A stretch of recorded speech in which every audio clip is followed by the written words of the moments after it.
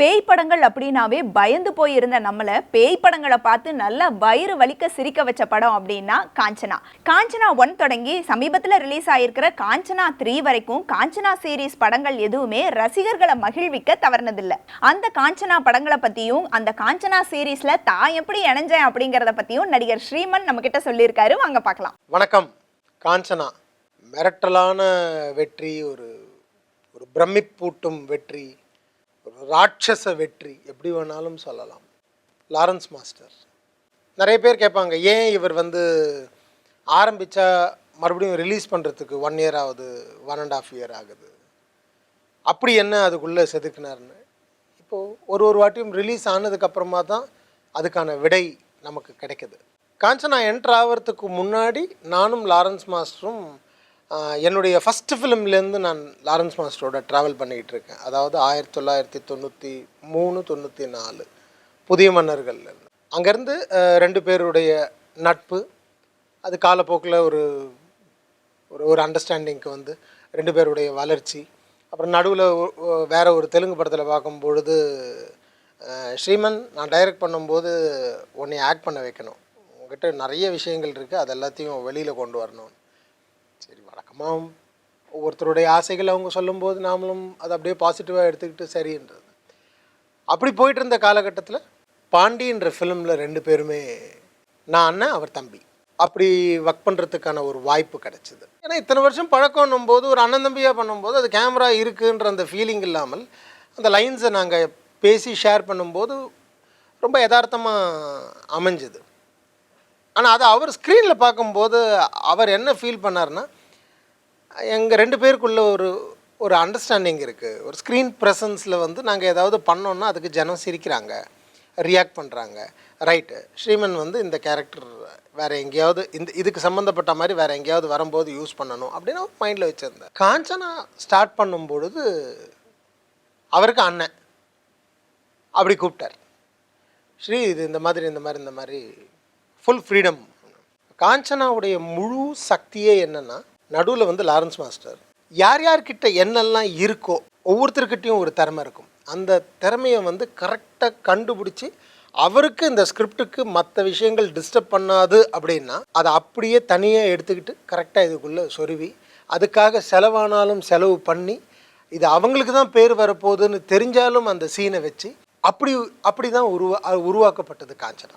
அந்த மாதிரி ஒரு ட்ராவலில் ஃபஸ்ட்டு உள்ளே நுழைஞ்சி அது it is purely a team effort. அந்த டீம் எஃபர்ட்னால தான் அந்த சக்ஸஸ்.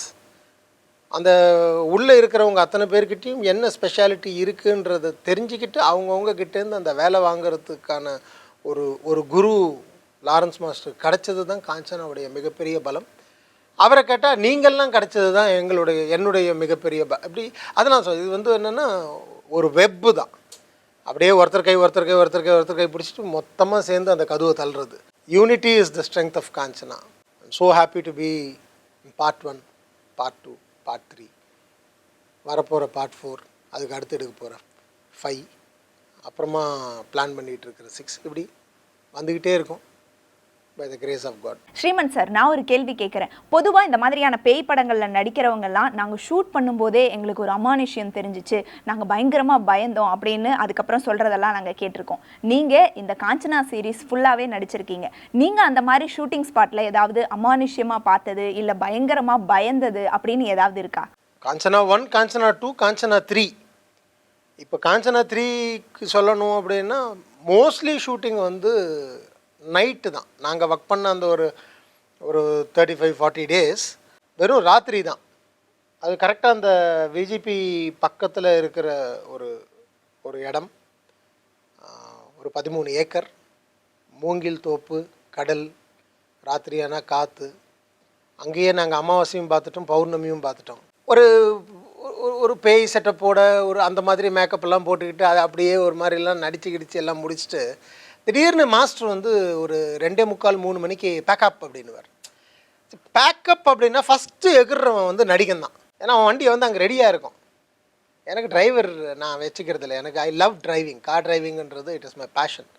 அதனால் நான் அப்போது சம்டைம்ஸ் நமக்கு இந்த உடம்பு ஒரு மாதிரி சிலுக்கும் தெரியுங்களா ராத்திரி நேரத்தில் அப்படின்னுவோம். அது எதுக்கு வந்ததுன்னா இன்னி வரைக்கும் எனக்கு மெடிக்கல் ரீதியாகவும் தெரியாது, சயின்டிஃபிக்காகவும் அதுக்கு வேறு ஏதாவது இருக்கான்றது தெரியல.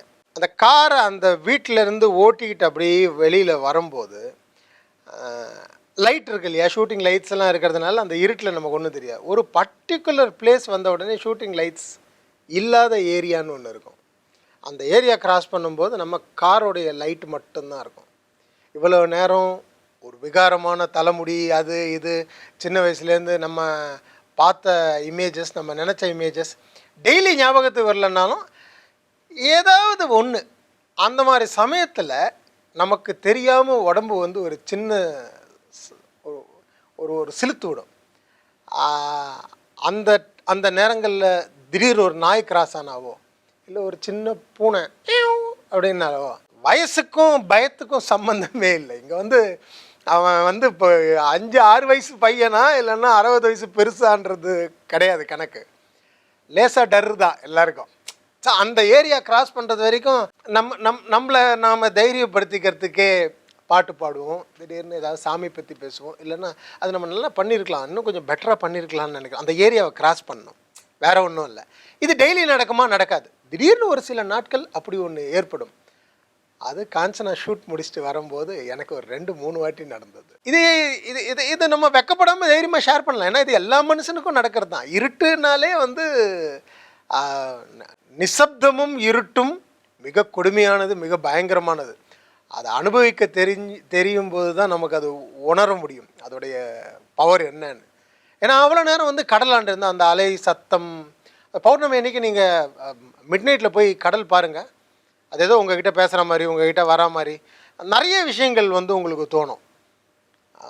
அதெல்லாம் பண்ணி முடிச்சுட்டு நீங்கள் வேறு ஏதோ ஒரு இம்பார்ட்டன்ட் சீன் ஒன்று முடிச்சுட்டு கரெக்டாக இங்கே வந்து போய் நிற்குது, இங்கே நிற்குது, இங்கே நிற்குது, இப்படிலாம் பர்ஃபார்ம் பண்ணி முடிச்சுட்டு ஓகே மாஸ்டர் தேங்க்யூ பாய் பாய் பாய் பாய்ன்னு சொல்லி கார் எடுத்துகிட்டு போகும்போது டபால்னு ஒரு இருட்டு வந்ததுன்னு, நல்ல வெளிச்சத்துலேருந்து டக்குன்னு ஒரு இருட்டுக்குள்ளே போகும்போது தினமும் ஆகாது, ஆனால் அந்த மாதிரி ஆச்சு.